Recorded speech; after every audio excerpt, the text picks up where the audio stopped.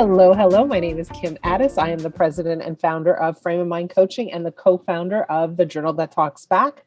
Today, you have joined us for an awesome episode of Fridays with Ferne, where I invite my daughter, Fernekotlyar, to come on to the podcast and have a really good discussion. Usually she comes to the call with some kind of question, some kind of case, some kind of thing for us to discuss. So Ferne, welcome. Hello. How are you today?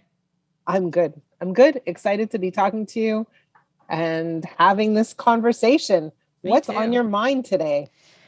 So today I wanted to talk about something that I think is on a lot of people's minds. As we know, there's been a new constitution change, not in Canada, but in a country very nearby to us.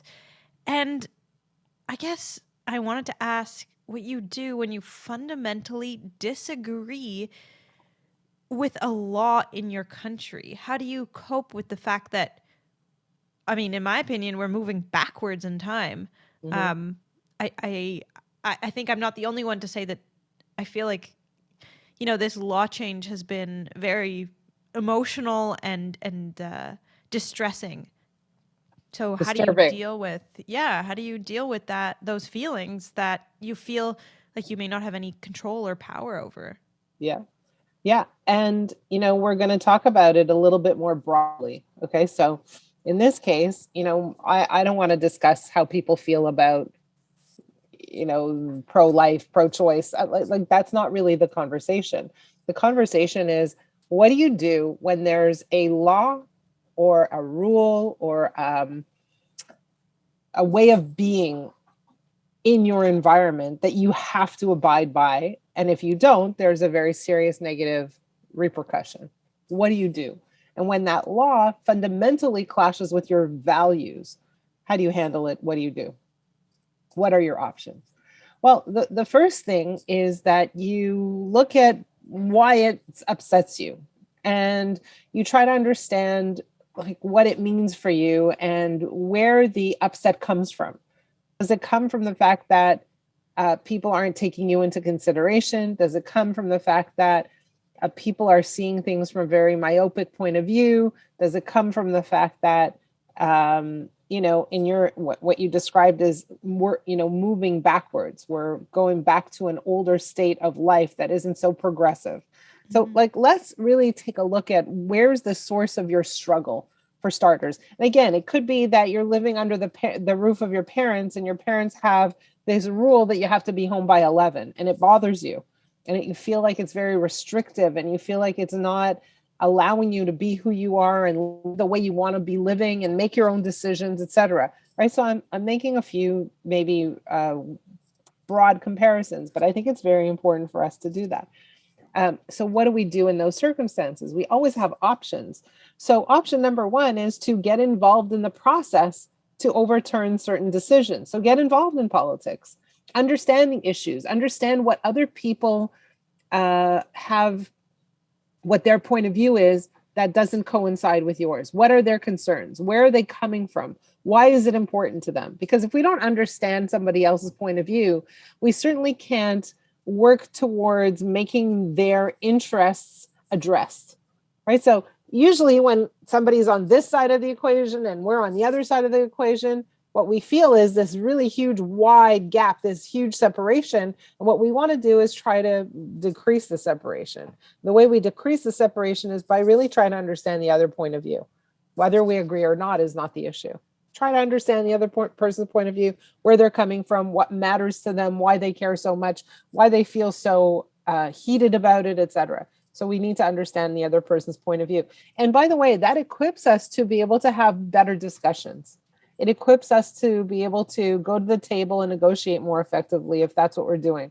It equips us to come up with laws that are more accommodating to all parties involved, etc.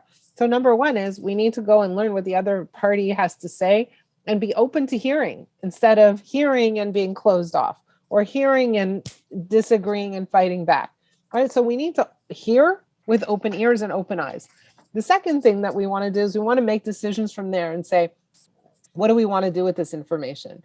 We have options. So in the case of a young person living at home under the parents' rule, let's say they're 18 and they have the ability to move out, they can choose to stay and live with those rules. They can choose to stay and negotiate new rules, or they can choose to leave.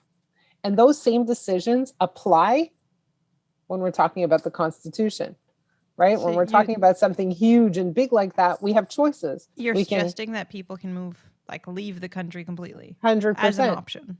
Of course, you can leave the country as an option, just like you can leave the house if you don't like your parents' rules, or you can find a way to collaborate and discuss and get involved in the process and, you know, come to the table and negotiate and have discussion and submit new laws and options. So we can decide how we want to play any game.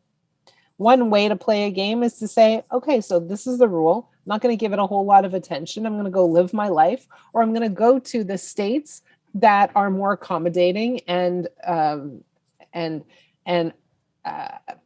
coincide with my values. Right? I can do that too.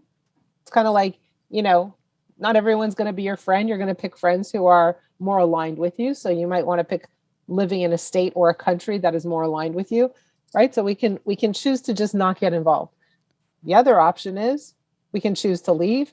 And the third option is we can choose to say, well, this matters to me, and I think we need to make a stand for it. But we can't make a stand for everything, right? We can't fight every fight. We can't fight every battle. We have to decide if this is the battle that's worth fighting for us, if it matters enough to us. If it is, get involved. Have a say. And what happens if you're a victim of that law? Yeah, if you're a victim of that law, that's a huge problem. And before you're a victim of that law, again, we want to make options. We want to have options. And if, let's say, you know, you're pregnant and you don't want to be pregnant, and there's you want to have an abortion option, then we want to look around at what our options are. Where can we make that happen legally and safely? And so that might be the impetus to make that move or that change. And if we're negatively affected to such a degree that we feel like we need to come back and help other women in that state, then that's what we need to do. But what I'm really trying to say is, you know, you're talking about an issue that is global in nature, or, you know, it affects the country. Okay. So, but what I want to say is that all decisions are similar. All decisions are similar. We can decide how we want to interact with what's on the table. We can decide if we want to walk away. We can decide if we want to grapple.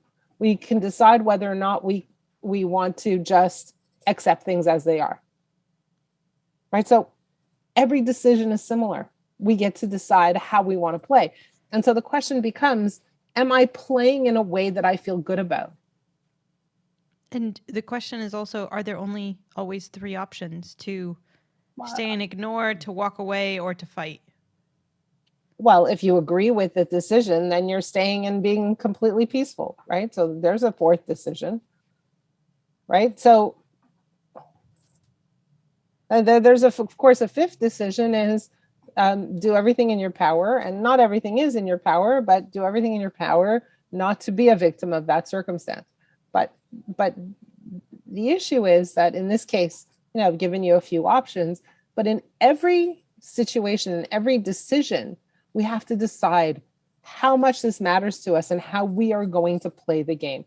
And one of the most important things that I think is relevant here is when we fast forward and we look back and we say, are we proud of the way we handled this? Was walking away something I feel good about?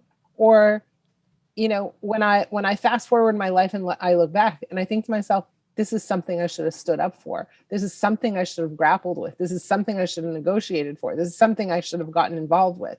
Or, man, I spent too much time grappling with the wrong people, having the wrong discussions, and beating my head against the wall. I could have used that time more effectively. And, you know, it would have been more useful for me to go move away and spend my time, effort, energy focused on the things and the people that are more aligned.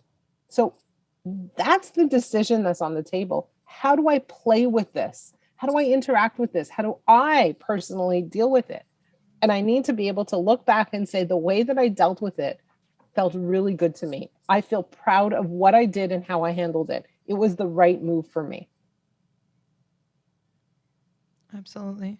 And what happens when, I don't know, things get complicated in terms of like other people? If you have dependents or a job, or like there are a lot more factors involved than just I can either get up and leave or I can stay Yeah. and And again, there are other factors involved, and we have to decide how important this factor is for us. Is it a game, a deal breaker? That's the word. Is it a deal breaker for us? If it's a deal breaker, then you can decide to get up and go, or you can decide that everything else doesn't matter and you're going to get in and make a difference. And so you have to make those decisions. And like, there are complexities with everything. There are complexities with every decision you make. You know, when you decide to have kids, that's complex. Your life changes. And because they are so important to you, you make the changes that are required to raise your kids in a way that is reflective of how you would like to raise them. This is no different. This is complex too. If it's important to you, decide how you're going to make a decision. If it's not important to you, continue on, right? But if it is very important to you, then you're going to make space and time to address it appropriately. Just like when you have kids and you're maybe living in a neighborhood that isn't ideal for raising kids, you might consider moving. Yeah, absolutely. Right. So let's say you decide, to put it aside. How do you deal with kind of the anger associated with it, that someone could make such a decision? Well, again, so you have anger, great. What are you going to do with it? Because having anger, right, it is an indicator that this matters to you. So what you need to do is stop for a minute and say, how much does this mean to me? Because living with anger isn't useful, but anger is an indicator of level of importance, of how much it means to you. So if you live with anger over a long period of time and you can't, handle it anymore, if it's never going away, then at some point you kind of say, okay, so this anger has been eating away at me for a long time. Doing nothing isn't working for me. That's not the right option. Yeah. Now it's time for me to make a new decision. Absolutely. Right? So anger is an indicator. Anger isn't a way of life. Anger is like a signal or a sign that says, okay, so something's not sitting well with me. I need to look at that more closely. Interesting. All right. Well, we have some tools now for this new. So I'm going to ask you a question. This law came into play. It made you angry. How did you process it? Did you want to do something about it? Or did you decide, thank God I live in Canada and I don't have to deal with that? Well, a bit of both, right? Like I am very glad I live in Canada, and I personally don't think that I would want to move to the States. I feel very glad about that, but I was angry. I am angry. Like I personally don't really understand how someone could make that decision for you. But yeah, in terms of doing something about it, I guess it's a bit tough. Like what can I do from here other than just support the people there?